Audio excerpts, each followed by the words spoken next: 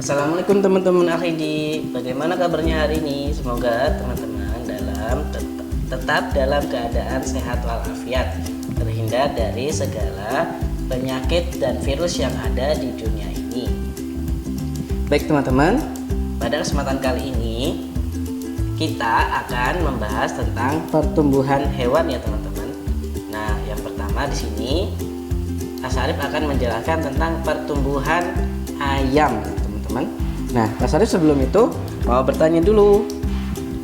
Teman-teman apa pernah melihat ayam yang baru menetas? Nah, kalau belum, nanti teman-teman bisa melihat di gambar sini ya. Di gambar sini yaitu ayam yang baru menetas. Nah, tapi sebelum menetas, teman-teman ayam itu telur dulu ya. Telur, terus embrio, terus baru ayam yang menetas. Terus apa perbedaan antara anak ayam dan ayam dewasa? Siapa yang bisa menebak? Ya, kalau anak ayam itu bulunya halus ya teman-teman. Di sini coba teman-teman nanti bisa ke peternakan ayam dan membedakan antara anak ayam dan ayam dewasa. Nah, di sini Pak Sarip akan menjelaskan tentang perkembangan ayam ya. Ayam berkembang biak dengan cara apa teman-teman? Ya, dengan cara bertelur. Nah, terus telur ayam itu akan menetas selama 21 hari. Nah, jadi setelah ayam dewasa ini bertelur, telurnya akan dierami teman-teman, dierami selama 21 hari.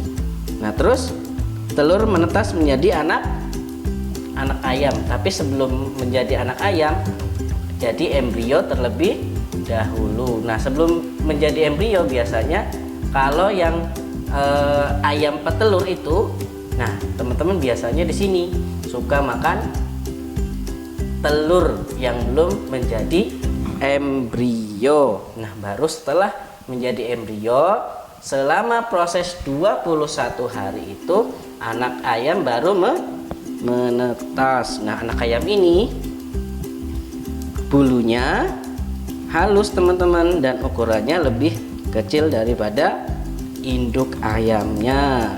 Nah, biasanya itu ya, ayam bertelur itu tidak mesti ada yang 8 telurnya, ada yang banyak kayak 12 sampai 15. Nah, terus anak ayam pertumbuhannya sehingga menjadi ayam dewasa itu berapa teman-teman? Nah, ya, itu tergantung prosesnya, tergantung ayamnya ya. Kan ayam itu ada ayam pedaging, ada ayam petelur, ada ayam kampung, ada ayam negeri. Kalau ayam kampung itu lebih lama daripada ayam negeri yang teman-teman suka makan itu. Kalau ayam kampung itu anak ayam menjadi ayam dewasa itu lebih lama. Kalau ayam negeri itu lebih cepat. Nah, terus berat, panjang, dan tinggi anak ayam makin bertambah semakin hari ya teman-teman. Yang tadinya belum ada ekornya, selama-lama menjadi ada ekornya. Nah, di sini teman-teman, waktu kecil anak ayam itu tidak bisa diketahui laki-laki atau perempuan atau betina dan jantan ya. Tidak diketahui betina atau jantannya. Tapi kalau sudah besar menjadi ayam dewasa, ayam bisa diketahui mana yang betina dan mana yang jantan. Kalau yang betina itu badannya lebih pendek dan besar.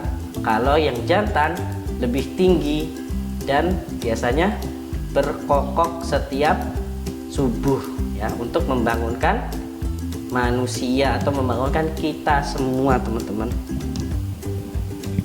Nah, terus setelah dewasa, nah tadi ya kita bisa membedakan mana yang jantan dan mana yang betina.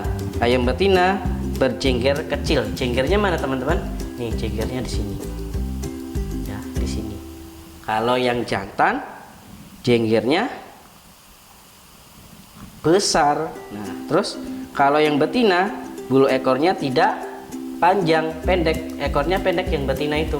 Tapi kalau yang jantan itu panjang dan bertaji. Nah, bertaji itu biasanya di kakinya itu ada tajinya. Nah, itu adalah pertumbuhan hewan, yaitu ayam. Yang pertama itu ayam. Baik teman-teman, ya, kita akan melanjutkan tentang pertumbuhan hewan. Nah, sekarang kita akan membahas pertumbuhan kucing. Nah, sebagai informasi tadi tentang ayam. Ayam contoh hewan yang berkembang biak dengan apa teman-teman? Ya, betul, dengan cara bertelur. Bagaimana pertumbuhan hewan yang berkembang biak dengan cara melahirkan? Nah, kita akan membahas di sini tentang pertumbuhan kucing. Nah, kucing adalah contoh hewan yang berkembang biak dengan cara melahirkan, teman-teman. Ya. Anak kucing dilahirkan oleh siapa, teman-teman? Oleh induknya ya, teman-teman. Bukan oleh induk sapi atau induk yang lainnya, tapi oleh induk kucing. Ketika lahir, ukuran tubuh anak kucing lebih kecil dan berbulu halus. Bentuknya mirip seperti kucing dewasa. Terus makin lama tubuh anak kucing semakin besar dan bulunya semakin lebat, teman-teman. Nah, kucing ini teman-teman ya, agar teman-teman tahu, memiliki 3 macam indera yang sangat istimewa, yaitu indera apa saja? Kalau manusia ada 5 indera atau panca indera, kucing itu memiliki 3 indera. Nah, apa saja? Yang pertama indera penglihatan, terus ada indera pendengaran, dan satunya indera peraba. Nah, mata kucing itu teman-teman dapat melihat dengan baik meskipun berada di tempat yang redup atau gelap pada malam hari. Nah, teman-teman pernah lihat kucing ketika malam hari?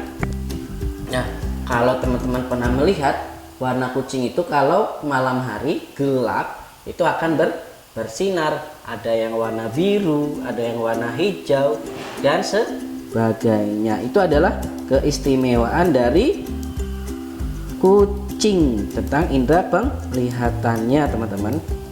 Nah, terus warna hijau itu berasal dari mana tadi? Matanya berasal dari pantulan suatu lapisan di bagian belakang matanya. Nah, terus pendengaran kucing itu sangat tajam karena daun telinganya mampu menangkap getaran bunyi sebanyak-banyaknya ya, teman-teman. Nah, di sini Pak Sarif akan mendengar. Oh, salah. Maaf. Ya. Ini melahirkan. Kucing dewasa melahirkan. Ini usia 3 bulan. Nanti setelah dewasa akan melahirkan. Ini usia kucing 1 minggu. Jadi siklusnya begini ya, teman-teman. Ini 1 minggu, ini 1 bulan, ini 2 bulan, dan ini 3 bulan. Nanti setelah ini anak kucing yang 3 bulan ini akan menjadi anak kucing yang dewasa. Nah, kucing juga memiliki kumis, teman-teman. Nah, kumis kucing itu buat apa ya? Siapa yang tahu? Kumis kucing itu yang panjang dan kukunya itu yang panjang itu adalah sebagai indera peraba yang sangat peka. Makanya kucing kalau kita pegang kuku atau kumisnya itu, mereka akan merasakan sesuatu yang berbeda. Nah, itu adalah perkembangan pertumbuhan kucing ya, teman-teman.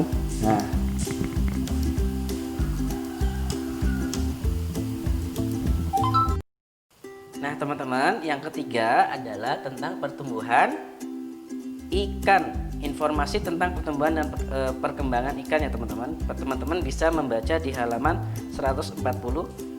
Nah, teman-teman, apa suka makan ikan? Siapa yang suka makan ikan?